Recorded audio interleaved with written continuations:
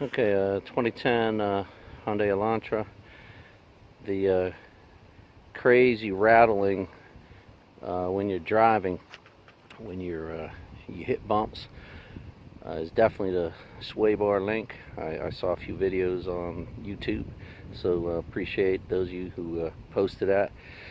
So yeah, I'm not going to go into all how to change them. It's not too bad, but I did have a little video clip showing how to use the needle nose lock pliers on there, which seems to help getting the old and also the new sway bar links on and off.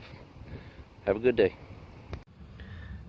Okay, I'm changing the sway bar links on my 2010 Elantra, and I know there's some videos out there, but I did want to show what helped me out.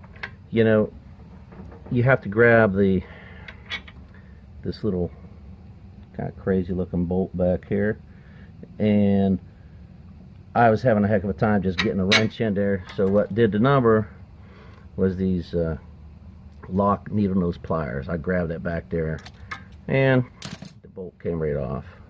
Alright, or this on this side. Alright, well, hey, hopefully that helps you out. Good luck.